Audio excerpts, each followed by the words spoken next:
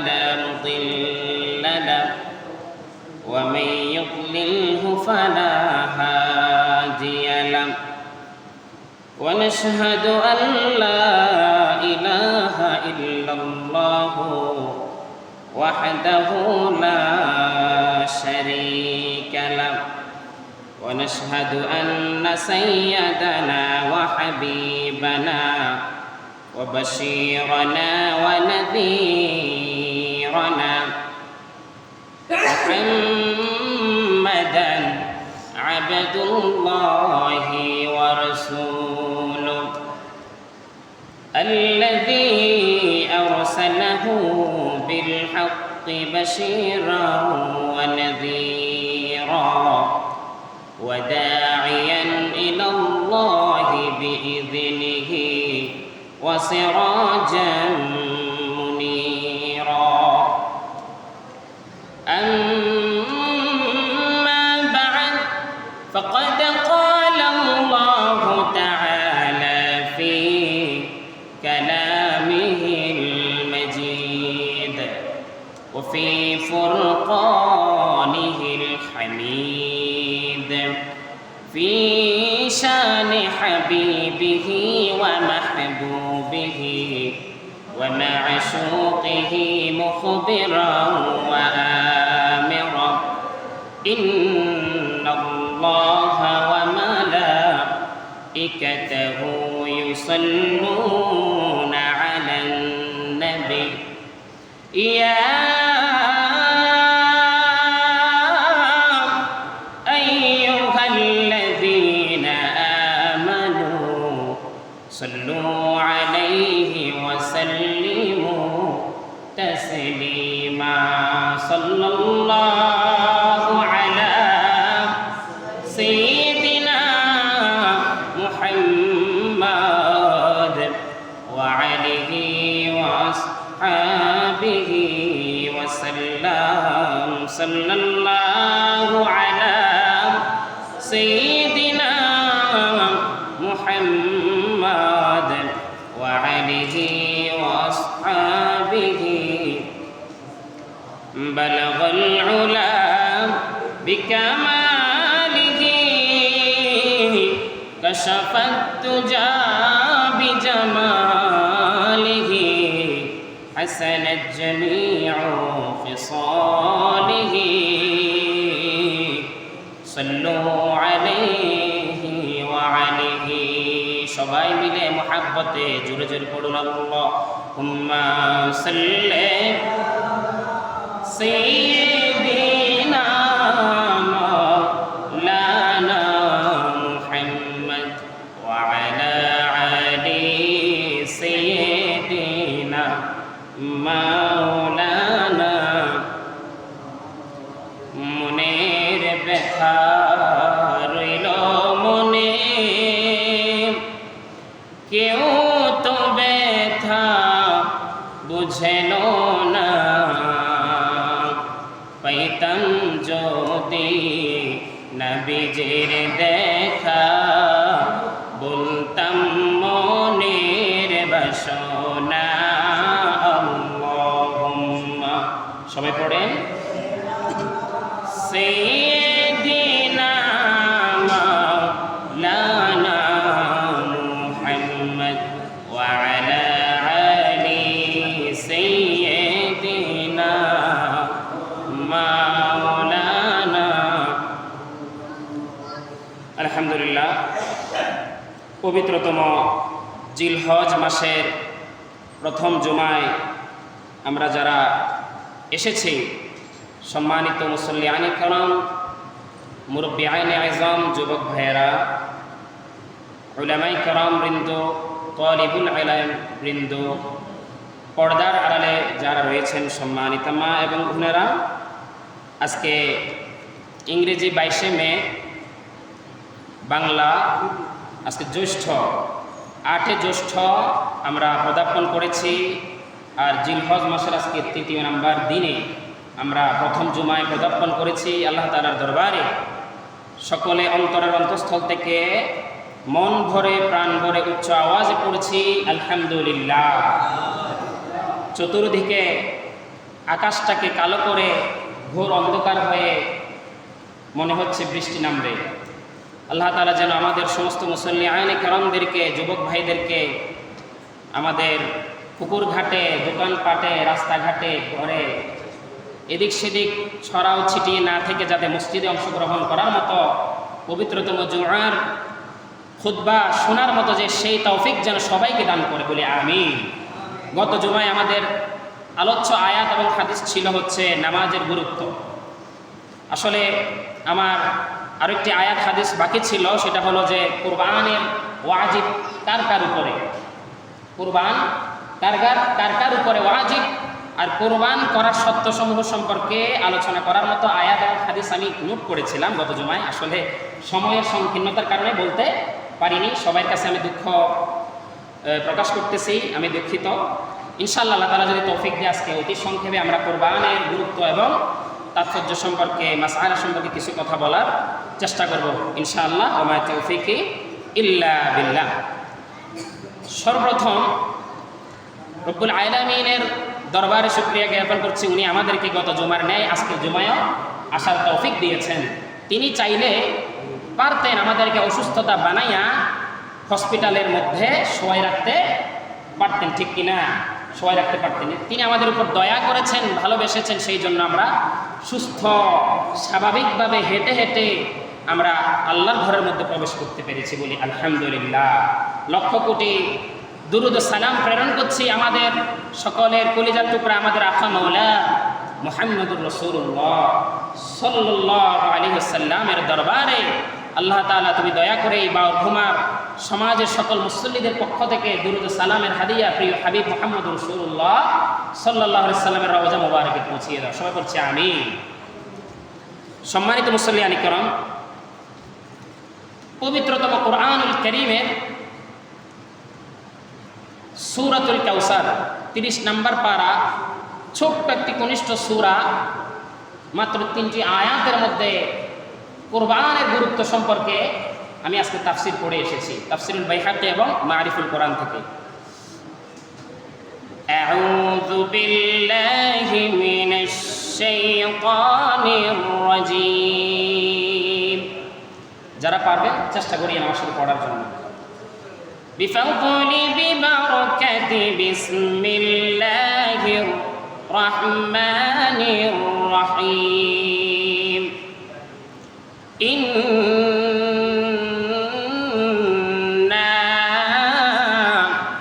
أعطيناك الكوثر।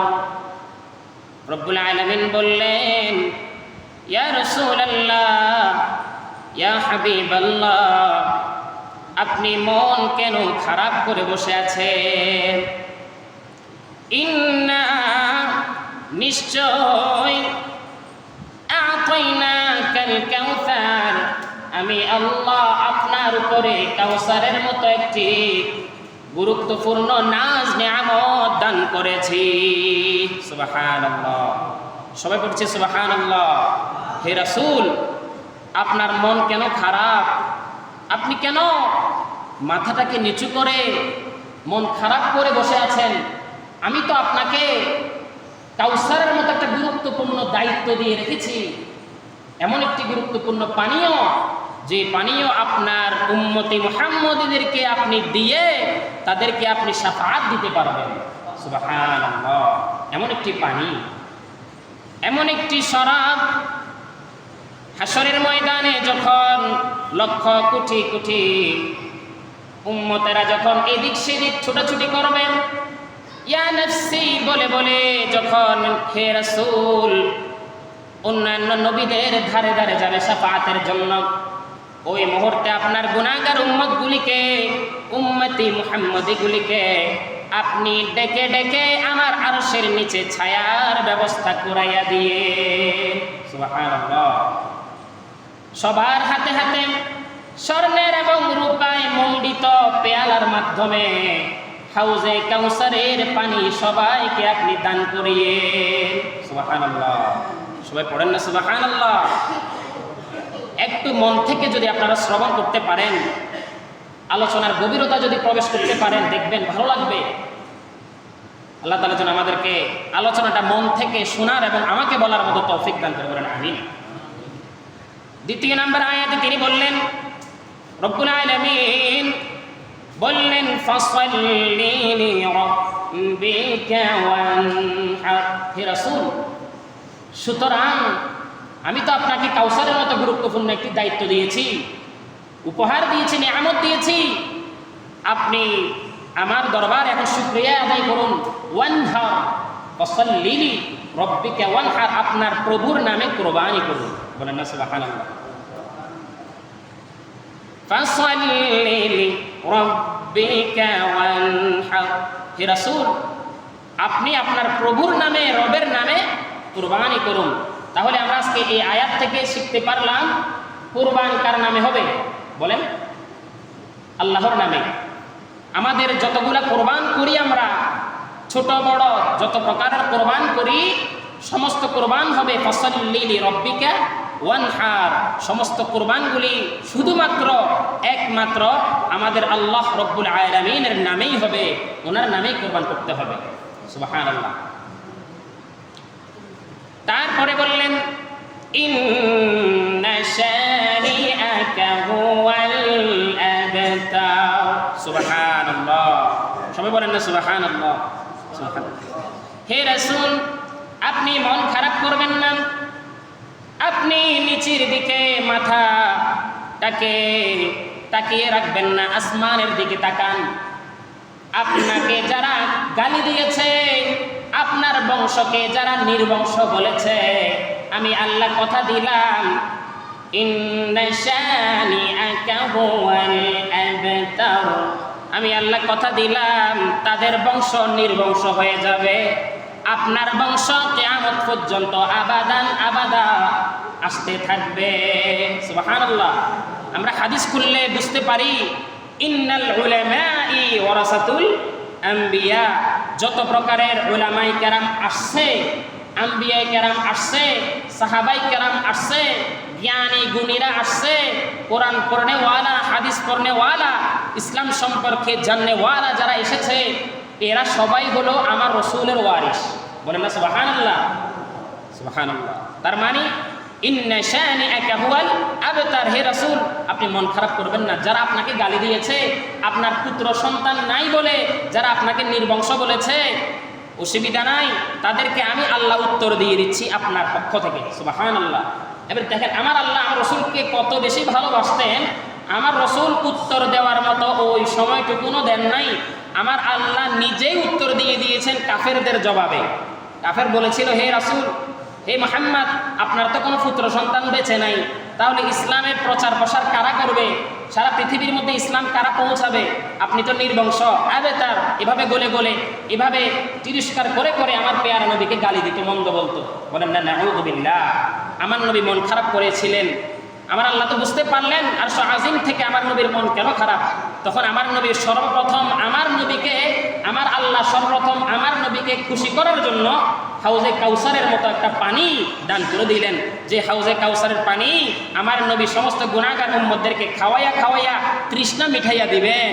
সমস্ত হাসরবাসীদের ঘামাক্ত জীবন, ঘামাক্ত শরীরটাকে আমার রাসূল সাল্লাল্লাহু আলাইহি ওয়াসাল্লাম এই হাউজে কাউসারের পানির মাধ্যমে শান্ত করে দিবেন। বলেন না সুবহানাল্লাহ।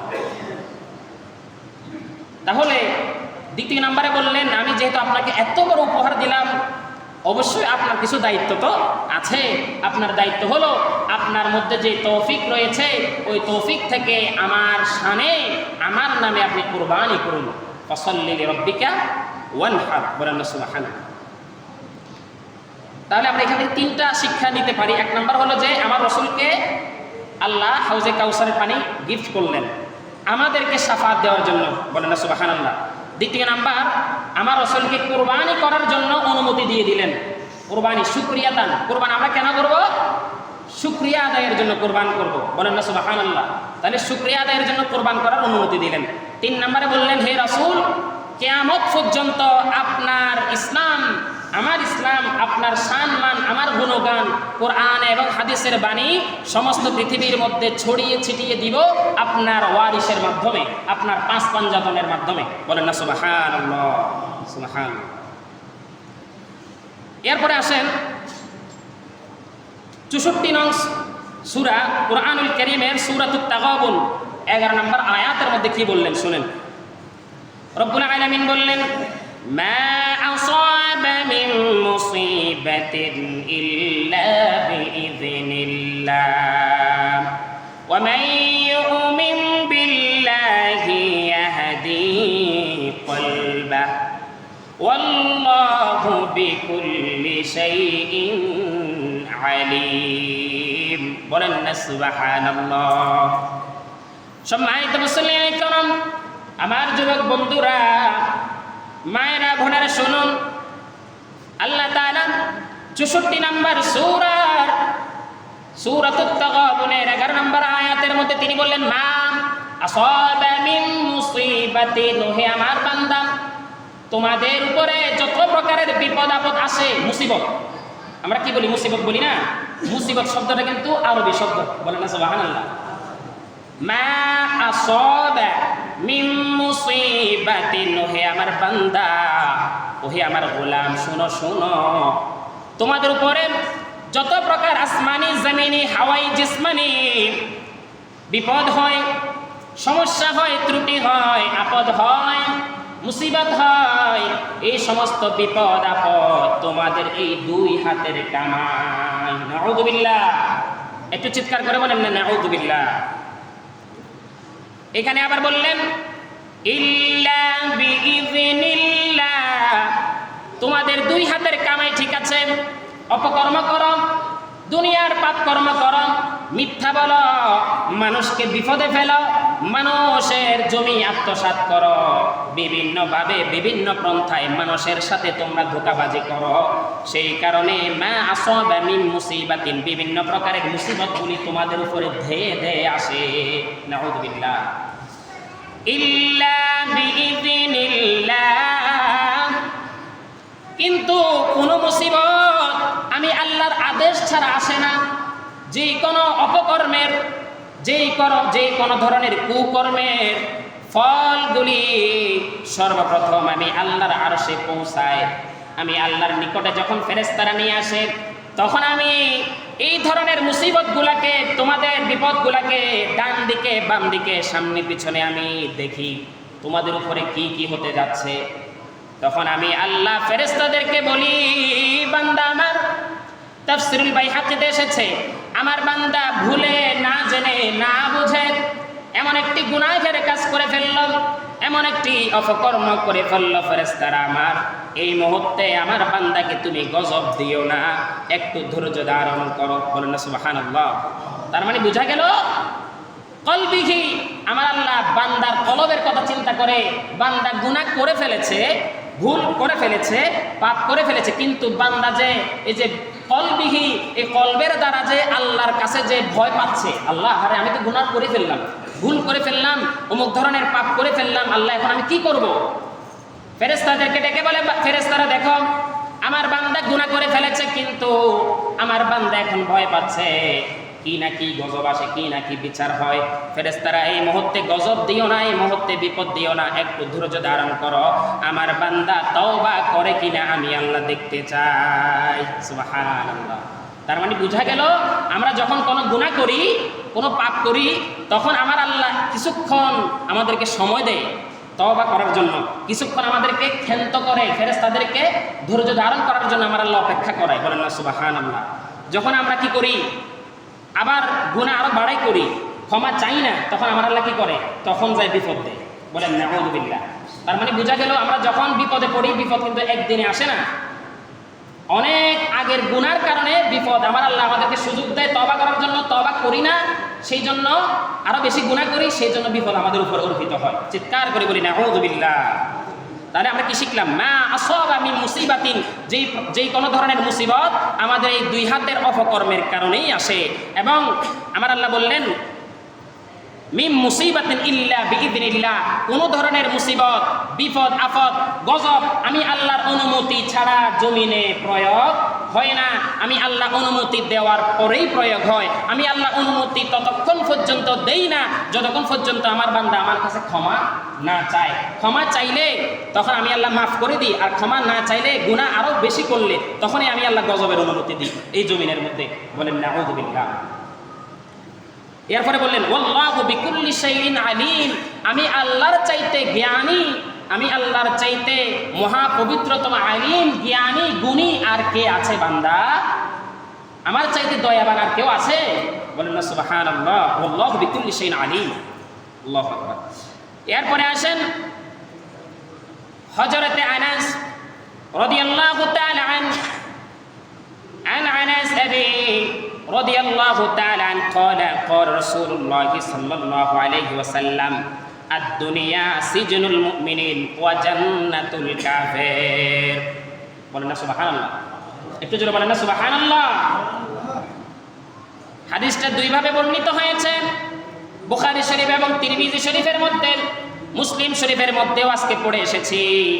عن أبي هريرة رضي الله تعالى عنه, তিনি বর্ণনা করেছেন, তিনি বললেন قال رسول الله صلى الله عليه وسلم الدنيا سجن المؤمنين والدنيا سجن الآخرة وجنة الكافر। বলেন না সুবহানাল্লাহ। এটার অর্থ হলো যারা মুমিন, আদ-দুনিয়া সিজনুল মুমিনিন, যারা মুমিন তাদেরকে আমার আল্লাহ বিভিন্নভাবে পরীক্ষা করবে। আদ-দুনিয়া সিজনুল মুমিন, পরীক্ষা মানে কি? পরীক্ষা হলো আপনি সুখে আছেন, শান্তিতে আছেন, আপনার সব কিছু স্বাভাবিকভাবে চলতেছে, আমার আল্লাহ এমন অবস্থায় আপনাকে এমন একটা বিপদ দিয়ে দিবে, আমার আল্লাহ চাইবে আপনি আল্লাহকে কতটুকু বিশ্বাস করেন। সুবহানাল্লাহ। হাদিসটা কিন্তু বেশি বড় না, ছোট্ট হাদিস, 3 শব্দের একটা হাদিস, কিন্তু এখানে বিশাল অর্থ দাঁড়িয়েছে। আদ-দুনিয়া সিজনুল মুমিনিন ওয়া জান্নাতুল কাফির, তার মানে হলো দুনিয়ার জমিনে যারা মুমিন, মুসলমান, বিশ্বাসী বান্দা, এই দুনিয়াটা তাদের কাছে জেলখানার মতো মনে হবে। কিসের মতো মনে হবে বলেন? জেলখানার মতো, কারাগারের মতো। যেই দিকে যাবে সেই দিকে বিপদ, যেই দিকে যাবে সেই দিকে বাধা, যেই দিকে যাবে সেই দিকে অশান্তি। যারা মুসলমান তাদের কাছে এমন মনে হবে। ওয়া জান্নাতুল কাফির, আর কাফেরদের কাছে মনে হবে এটা বেহেশতখানা। চিৎকার করে বলেন নাউযুবিল্লাহ। কাফেরদের কাছে এটা কি মনে হবে? বেহেশতের একটা টুকরা মনে হবে। আর যারা মুসলমান তাদের কাছে মনে হবে এটা কিছুই না, 2 দিনের দুনিয়া, আমি আজকে আসছি কালকে চলে যাব, এটা আমার পরীক্ষার একটা জায়গা। মনে থাকবে মুসলমান? মনে থাকবে? তাহলে আমরা যারা মুসলমান, এই দুনিয়াতে আমরা যে কোনোভাবে কষ্ট পাবো, আমার আল্লাহ আমাদেরকে পরীক্ষা করার জন্য কষ্ট দিবেন। সিজনুল মুমিনিন, আমরা তাহলে কি করতে পারবো না? আমরা আল্লাহর উপরে অসন্তুষ্ট হতে পারবো না। আমরা আল্লাহর উপরে ইন্নাল্লাহা মা'আস সাবিরিন, ধৈর্য ধারণ করতে হবে। কেন? সিজনুল মুমিনিন, এটা হলো আমাদের জন্য একটা কারাগার। কারাগারের মাধ্যম থাকবে, জেল হাজত থাকবে, এই দুনিয়ার মধ্যে অশান্তি থাকবে, বিভিন্ন ধরনের সমস্যা থাকবে, এটা থাকবে স্বাভাবিক। আমরা এটা মেনে নিতে হবে, যেহেতু আমরা মুমিন। আমাদের জন্য বিশাল একটা বেহেশত পড়ে রয়েছে মরণের পরে। বলেন না সুবহানাল্লাহ। আর কাফেরদের কাছে কি মনে হবে? দুনিয়া কি মজা লেলো নাকি? দুনিয়া কি মজা লেলো? তাহলে তারা কি করবে? তারা এই দুনিয়াটাকে তারা মনে করবে এটাই তো শেষ, এরপরে তো আর কোনো কি নেই, জীবন নাই। যখন পারি লুটি ফুটি খাই, মানুষকে অত্যাচার করি, জুলুম করি, মানুষের সব কিছু আমরা ভাঙচুর করি, আমরা নিজেরা স্বাধীন মতে চলি। কাফেরদের চিন্তা থাকবে এমন, আর মুমিনের চিন্তা থাকবে না, আমার পরকাল রয়েছে, আল্লাহর দরবারে আমাকে দাঁড়াইতে হবে, আমার একটু বোকামির কারণে আমি পরকাল হারাতে বসবো। এই জন্য মুমিন বলবে যে না, এটা আমার জেলখানা, জেলখানা যেভাবে চলা উচিত ও নিয়ম কানুন আমি মেনে চলবো। এটা হচ্ছে মুমিনের চিন্তা। আর কাফের চিন্তা হলো যে না, এটাই তো আমার শেষ, এখানে আমার যা করার সুখ শান্তি সব কিছু আমি করে ফেলবো। বলেন নাউযুবিল্লাহ। এবারে আসেন, আমাদের কোরআন এবং হাদিসের আলোচ্য আয়াত এখানেই শেষ। এখন আসেন আমাদের কোরবানের শিক্ষা কি কি, 5 মিনিটে আমি বলে শেষ করে দেবো ইনশাআল্লাহ। 1 নম্বরে আসেন, কুরবান আমাদের যাদের উপরে ওয়াজিব হয়েছে তারা কারা? 1 নম্বরে যাদের উপরে 52.5 তোলা রূপ্য, 52.5 তোলা রূপ্য পরিমাণ টাকা, সম্পদ, পোশাক, ফার্নিচার, জায়গা অথবা রূপা, এই পরিমাণের সম্পদ, টাকা হতে পারে, সম্পদ হতে পারে, জিনিস হতে পারে যার ভিতরে আছে তার উপরে কোরবান করা ওয়াজিব। কোরবানের একটা সময়সীমা আছে 13ই জিলহজ পর্যন্ত। বলেন বলেন কতই জিলহজ পর্যন্ত? 13ই জিলহজ পর্যন্ত লাস্ট, এরপরে কোরবান করার আর সুযোগ নাই। এবারে আসেন কোরবান উত্তম কোন দিন? কোরবান হলো উত্তম হলো 10 জিলহজ। বলেন কোন জিলহজ? 10 জিলহজ। এটা হলো কোরআন এবং হাদিসের প্রমাণ অনুযায়ী 10 জিলহজ মুসলমানরা কোরবান করবে আল্লাহর নামে। কার নামে করবে? আল্লাহর নামে। এখানে 1 নাম্বার জরুরি হলো কোনো ব্যক্তির যদি এই নেশাব পরিমাণ স্বর্ণ এবং অলংকার 7 ভরি স্বর্ণ অথবা 52 তোলা রূপা যদি হয়ে যায়, এই পরিমাণের টাকা অথবা সম্পদ যদি হয়ে যায়, তাহলে তাদের তৌফিক অনুসারে একা কোরবান দেওয়া সুন্নাহ। একা কোরবান দেওয়া কি ভাই? সুন্নাহ। এখন সে যদি একা না পারে, একা পারতেছে না, তৌফিক কম, তাহলে সে চাইলে একটা বড় গরুতে অংশগ্রহণ করে 7 ভাগে আল্লাহর নামে কোরবান দিতে পারবে। এটা হলো 2 নাম্বার পয়েন্ট মাসআলা। 3 নাম্বার মাসআলা হলো গরুর বয়স 2 বছরের বেশি হতে হবে। 2 বছরের বেশি হতে, এটা আপনারা অনেকেই জানেন মাসালা। আপনারা 2 বছরের বেশি, 2.5 বছর হলে বেশি ভালো, আর একটু বেশি হলে আরও ভালো। কিন্তু 2 বছরের যদি কম হয়, গরুর যদি দাঁত না ওঠে, তাহলে ওই গরুটার মধ্যে কি থাকবে? বলেন, ওই গরুর মধ্যে সন্দেহ থাকবে। বুঝছেন? ওই গরু দিয়ে কোরবান না করাই বেটার। এবারে আসেন, তারপরে আসেন গরুর গোশত 3 ভাগে বন্টন করা উত্তম। কয় ভাগে ভাই? 3 ভাগে বন্টন করা উত্তম। এক হলো নিজেদের, এক হলো প্রতিবেশীদের, আর এক হলো আত্মীয়দের। এইভাবে 3 ভাবে বন্টন করা উত্তম। এটা হচ্ছে সুন্নাহ। আমি তাফসিরুল বাইহাকি থেকে এবং বুখারী মুসলিম শরীফ থেকে আজকে দলিলগুলো নিয়ে এসেছি। তাহলে 3 ভাবে বন্টন করা কি ভাই বলেন তো দেখি? সুন্নাহ, উত্তম, সওয়াব, আমার আল্লাহ বেশি খুশি হয়। আর কোনো পরিবারের যদি সদস্য অনেক বেশি হয়, দেখা গেছে যৌথ ফ্যামিলি, ঠিক আছে না, আছে না এরকম যৌথ ফ্যামিলি, অনেক বড় ফ্যামিলি, 20 জন 15 জন এরকম সদস্য আছে, কিছু কিছু ফ্যামিলিতে থাকতে পারে, তাহলে তারা চাইলে বেশি অংশ রাখতে পারবে, কম অংশ বিতরণ করতে পারবে। এটাও মাসালাতে আছে, হাদিসে আমরা পড়ে এসেছি। কিন্তু উত্তম কয়টি? 3 ভাবে বন্টন করা বেশি সওয়াব, বেশি উত্তম। আল্লাহ তাআলা যেন আমাদেরকে আমল করার তৌফিক দান করেন, আমিন। এরপরে আসেন গরু, উট, মহিষ, ছাগল, দুম্বা, ভেড়া, হরিণ, এই ধরনের হালাল পশু দিয়ে কোরবান করা সওয়াব। এগুলা দিয়ে করলে আমার আল্লাহ বেশি খুশি হয়। কোরবান করতে গিয়ে আমরা খেয়াল করব ওই পশুটা, যেটা সেটা ছাগল হোক, দুম্বা হোক, ভেড়া হোক, হরিণ হোক, উট হোক, মহিষ হোক অথবা গরু হোক, যেটা হোক অসুবিধা নেই, আমাদের তৌফিক অনুযায়ী আমরা কোরবান করব, সেটা যাতে অসুস্থ না হয়, সেটা শিং যাতে ভাঙা না হয়, সেটার লেজ যাতে কাটা না হয়। এগুলো কিন্তু মাসালার মধ্যে এসেছে বুখারী আর মুসলিম শরীফে। এগুলো একটু খেয়াল রাখবেন। এই ধরনের রোগ বিমারগুলো একটু যাচাই করে নেবেন অবশ্যই। তাহলে গরুটা কেমন হতে হবে? গরুটার রং হবে সুন্দর, গরুটা হবে সুস্থ, এবং গরুটাকে আমরা হাঁটাই দেখব। কি করে দেখব?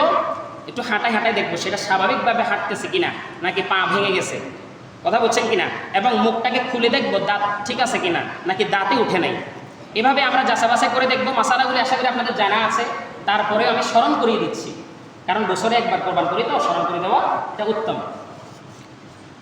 তারপরে আসেন, আমরা যারা যারা কোরবানের শরীক দিব 100% টাকা হালাল হতে হবে। 6 শরীক হোক, 5 শরীক হোক, 7 শরীক হোক, যাই হোক বা একা হোক, আমাদের কোরবানের টাকা কি হতে হবে বলেন ভাই? হালাল হতে হবে 100%। 100%-এর মধ্যে যদি 99% হালাল, 1% হারাম, এই কোরবানের গোশত খাওয়া হবে, কোরবানের সওয়াব আমার আল্লাহ গ্রহণ করবেন না। বলেন না নাউযুবিল্লাহ, একটু জোরে বলেন না নাউযুবিল্লাহ। তাহলে আমাদের ফাসাল্লি লিরাব্বিকা ওয়ানহার, কোরবান হবে কার নামে? আল্লাহর নামে। এই কোরবানের মধ্যে কি থাকবে না? কোনো ধরনের লোক দেখানো থাকবে না, এই কোরবানের মধ্যে কোনো অহংকার থাকবে না, এই কোরবানের মধ্যে কোনো ধরনের হারামের টাকা থাকবে না। এখানে 100% হালাল উপার্জনের টাকা থাকবে। এরপরে আসেন, তারপরের মাসালা হচ্ছে, আপনি কারো ঋণ রেখে, একটু খেয়াল করেন ভাই, আমার উপর কেউ রাগ করিয়েন না, কারো ঋণ রেখে, হাওলাতি টাকা রেখে, কারো কর্জ রেখে, সেই ব্যক্তি যার থেকে আপনি টাকা হাওলাত নিয়েছেন, ঋণ নিয়েছেন, হাওলাত নিয়েছেন, সেই ব্যক্তি আপনার পিছে পিছে ঘুরতেছে, আপনার বাড়ি বাড়ি আসতেছে, আপনাকে বারবার ফোন কল করতেছে, তার টাকা দরকার, আপনি তার টাকা দিচ্ছেন না, না দিয়ে আপনি কোরবান করতেছেন, বিশ্বাস করেন এই কোরবান কবুল হবে না। এই কোরবান কি কবুল হবে? আপনারাই বলেন না কবুল হবে। হাদিসের কথা আমি রাখলাম আর কি, কিন্তু এই কোরবান কি কবুল হবে? আমি আপনার টাকা দিলাম না আর কি, আপনি আমার পিছে পিছে ঘুরতেছেন, কষ্ট পাচ্ছেন, আর আমি কোরবান করে আনন্দ করতেছি। আমার আল্লাহকে এই কোরবান কবুল করবে? কখনো নয়।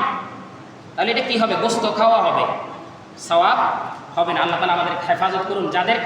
যাদের ঋণ রয়েছে, কর্জ রয়েছে, আমি আকুল আবেদন করব, যাদের ঋণ রয়েছে, কর্জ রয়েছে, হাওলাতি টাকা রয়েছে, আমরা তাদেরগুলো পরিশোধ করে দিয়ে যদি তৌফিক হয় গরু দিয়ে, যদি তৌফিক না হয় প্রয়োজন একটা ছাগল দিয়ে করব।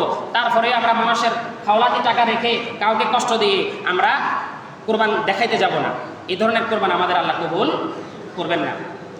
প্রিয় ভাইয়েরা, মুসল্লিয়ানে কারাম, যুবক ভাইয়েরা খেয়াল করেন। তারপরে আত্মীয় স্বজনদের মাঝে আমরা যখন কোরবানের গোস্ত বিতরণ করব, একটা জিনিস খেয়াল রাখবো, আমাদের কোরবানের গোস্ত বিতরণ করার সময় যাতে রিয়া শব্দটা যাতে দেখা না যায়। রিয়া বলতে কি? মানে আমি আপনাকে গোস্ত দিলাম, এ ভাই ধরেন, আপনি তো কোরবান করেন নাই, একটু মানে হ্যাঁ ধরেন কোরবান করেন নাই, এই গোস্তটা আমি আপনার জন্য নিয়ে আসছি, মানে একটু হাবভাব দেখাইয়া, একটু অহংকার দেখাইয়া, মানে কেউ যদি কোরবানের মাংস কোনো আত্মীয় বা প্রতিবেশীকে দেয়, একটু হাবভাব দেখাইয়া, অহংকার দেখাইয়া, বিশ্বাস করেন ভাই, সাথে সাথে তার কোরবান বাতিল হয়ে গেছে। বলেন না আউযুবিল্লাহ। শেষ করে গেছে। তারপরে এই যে 1 জিলহজ থেকে, এখন জিলহজের মাসে আজকে কয় তারিখ? 3 তারিখ না? 1 জিলহজ থেকে আমাদের চুল, নখ এবং নাফাক লোম কাটা বন্ধ। এটা আমার রাসূল সাল্লাল্লাহু আলাইহি ওয়াসাল্লাম নিষেধ করেছেন। আমরা যারা কুরবানি করব, কুরবানির এটা একটা অংশ, কথা বলছেন না? 9 তারিখ পর্যন্ত, আরাফা, ইয়াউমুল আরাফা পর্যন্ত, অথবা কুরবানির দিন পর্যন্ত চুল, নখ এবং নাফাক লোম আমাদের কাটা কি নিষেধ। পারবেন তো ইনশাল্লাহ? আমলটা করতে পারবেন তো ইনশাল্লাহ? এটা করলে আমরা কিন্তু কোরবানের সাথে সাদকায়ে জারিয়ার একটা সওয়াব পেয়ে যাব। বলেন সুবহানাল্লাহ। তারপরে আসেন 1 জিলহজ থেকে 9 জিলহজ ইয়াউমু আরাফা পর্যন্ত যারা এই 9টি রোজা রাখতে পারবে, প্রতিটি রোজার বিনিময়ে লাইলাতুল কদরের রাত্রিতে আমরা যারা আমল করতে পেরেছিলাম, ওই রাত্রিতে যে পরিমাণের সওয়াব পেয়েছি, ওই পরিমাণের সওয়াব প্রতিটি রোজার মধ্যে দান করে দিবেন। বলেন না সুবহানাল্লাহ। কত বড় কথা, সুবহানাল্লাহ। তাহলে আমরা রোজাগুলি রাখার চেষ্টা করব, সবগুলো না পারলে অন্তত ইয়াউমুল আরাফার দিনের রোজাটা অবশ্যই রাখার চেষ্টা করব। আল্লাহ তাআলা যেন তৌফিক দান করে, বলেন আমিন। এবং আমরা বেশি বেশি নফল ইবাদত করব। কুরবানের পশু আমরা যারা ক্রয় করব, দেখে শুনে ক্রয় করব, এবং কাউকে কষ্ট দেব না, অহংকার করব না, হারামের টাকা দিয়ে কোরবান করব না। অবশ্যই আল্লাহর সন্তুষ্টি অর্জনের জন্য কোরবান করব। আমি যাহা বলেছি আল্লাহ তাআলা যেন আমল করার তৌফিক দান করে। ওয়া মা তৌফিকি ইল্লা বিল্লাহ। আসসালামু আলাইকুম ওয়া রাহমাতুল্লাহ। জি।